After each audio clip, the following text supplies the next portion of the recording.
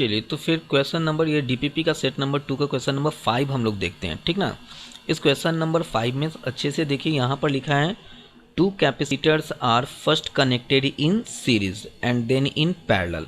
तो जब इनको हम लोग सीरीज में कनेक्ट किए तो उस समय इनकी जो इक्विवेलेंट कैपेसिटेंस है इन सीरीज वो 2.4 माइक्रोफैराड है, और जब इनको पैरेलल में कनेक्ट किया गया तो उस समय इनकी जो कैपेसिटेंस है इक्विवेलेंट कैपेसिटेंस वो 10 माइक्रोफैराड है, ठीक है। तो मेरा सबसे पहला टारगेट क्या होना चाहिए कि इन सीरीज जो इक्विवेलेंट कैपेसिटेंस होगा उसको लिख डालते हैं। तो मान लेते हैं कि ये दो कैपेसिटर की कैपेसिटेंस C1 और C2 है, तो फॉर्मूला हो जाएगा C1 C2 divided by C1 plus C2, और इसकी जो वैल्यू दिया हुआ है वह है आपका 2.4 माइक्रोफैराड, ठीक है। तो ये समझ लीजिए कि आपका एक इक्वेशन ये हो गया, ठीक है। और इस इक्वेशन के बाद अगर हम देखें तो फिर इन दो कैपेसिटर्स को आपस में पैरेलल में जोड़ दिया गया। तो जब इनको हम पैरेलल में जोड़ेंगे तो इनकी इक्विवेलेंट को CP से डिनोट कर लेते हैं, और ये हो जाएगा C1 प्लस C2, और ये जो वैल्यू है वो 10 माइक्रोफैराड है, और इसको हम लोग इक्वेशन नंबर 2 लिख डालते हैं, ठीक ना।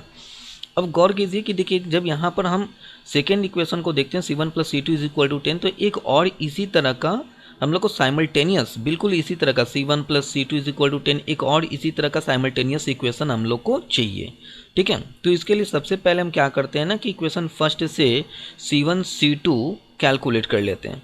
तो C1 C2 कैलकुलेट करने के लिए लिख लिए यहाँ पर C1 C2 is equal to 2.4 into C1 plus C2। अब यहाँ पर अगर हम देखें तो C1 प्लस C2 को इक्वेशन नंबर 2 से कितना लिख सकते हैं, 10 लिख सकते हैं। तो इसकी जो वैल्यू मिलेगा वो कितना हो जाएगा 24, ठीक ना। तो C1 C2 मिल गया। अब इसी तरह का एक और बिल्कुल साइमल्टेनियस इक्वेशन लाने के लिए, ठीक है, यहाँ पर हम मान करके चलते हैं कि C1 माइनस C2 का जो होल स्क्वायर है ये इक्वल हो जाएगा C1 प्लस C2 की होल स्क्वायर, ठीक है, माइनस 4 C1 C2। इसमें से हम लोग C1 प्लस C2 की वैल्यू को 10 स्क्वायर लिख सकते हैं, माइनस फिर 4 लिखें, C1 C2 24 है ना। अब यहाँ पर ये कितना हो जाएगा, 10 का स्क्वायर हो गया 100, minus 4 into 24 96 is equal to 4। मतलब C1 जो दिख रहा है यहाँ पर अच्छे से, जो हम लोग C1 माइनस C2 का होल स्क्वायर ला रहे हैं वो कितने के इक्वल है, 4 के इक्वल है। इसका मतलब कि जब हम लोग C1 माइनस C2 कैलकुलेट करेंगे तो ये 2 के इक्वल आ जाएगा, जो इक्वेशन नंबर आपका थर्ड हो गया, ठीक ना। अब क्या करना है इसके बाद कि इक्वेशन 3 ये तो समझ में अच्छे से आता होगा। अब इसके बाद क्या करना चाहिए हम लोग को, इक्वेशन 2 और 3 को ऐड कर दीजिए, ठीक ना, सेकेंड और थर्ड को ऐड कर दीजिए। तो हम लोग यहाँ पर लिख सकते हैं C1 plus C2 is equal to 10 है, और ये हो गया आपका C1 minus C2 is equal to 2। इनको जब हम लोग ऐड करेंगे, ठीक है, तो ऐड करने पर C2 से C2 कैंसिल हो जाएगा, ठीक ना। तो जब C2 से C2 आपका कैंसिल हो गया तो यहाँ क्या आएगा 2C1 इज इक्वल टू कितना लिखेंगे हम लोग 12 लिखेंगे। तो बेटर पता है कि C1 जो है वो कितना आ जाएगा, तो 6 आ जाएगा, डैट मीन्स 6 माइक्रोफैराड। ये मिल गया हम लोग को C1 की वैल्यू। अब इसी तरह से जो हम लोग को फाइंड आउट करना है वह है आपका C2। तो C2 के लिए हम फर्स्ट इक्वेशन लेते हैं